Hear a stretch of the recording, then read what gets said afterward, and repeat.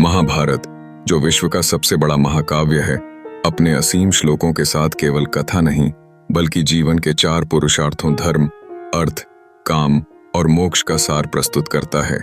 इसका लेखन एक अद्भुत कथा के अधीन हुआ। कहा जाता है कि ब्रह्मा ने स्वप्न में महर्षि वेदव्यास को यह प्रेरणा दी, जिससे उन्होंने इस महान कार्य को हाथ में लिया। महर्षि व्यास ने जब यह कार्य स्वीकार किया, तब उनके सामने एक चुनौती आई।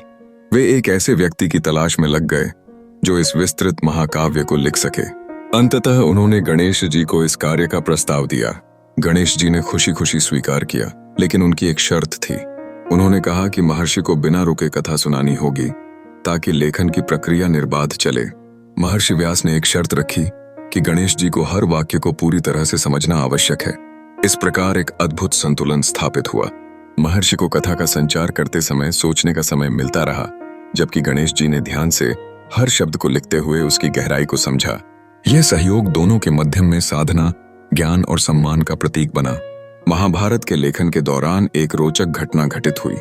गणेश जी अपनी लेखन की तीव्रता में इतना खो गए कि उन्होंने अपना एक दांत तुड़वा लिया। यह घटना इस बात का संकेत है कि कार्य को पूरा करने की जल्दबाजी में उन्होंने अपना एक महत्वपूर्ण अंग खो दिया। इसी कारण से गणेश जी को एक दंत कहा जाने लगा। इस एक दंत की उपाधि केवल एक शारीरिक विशेषता नहीं है, बल्कि यह उनके समर्पण, धैर्य और ज्ञान की अनूठी पहचान है। गणेश जी ने भले ही एक दांत खोया, लेकिन उन्होंने महाभारत के हर शब्द को समझकर लिखा। यह दर्शाता है कि किसी भी बड़े कार्य को करने के लिए प्रतिभा और ज्ञान की आवश्यकता होती है, लेकिन इसे पूरा करने की भावना और सहनशीलता भी आवश्यक है। गणेश जी का एक दंत कहलाना हमें प्रेरित करता है कि हमें अपने कार्यों के प्रति कितना समर्पित और विचलित रहना चाहिए। महाभारत की इस कथा से हमें यह भी सीख मिलती है कि धैर्य और ध्यान के साथ किसी भी चुनौती को पार किया जा सकता है।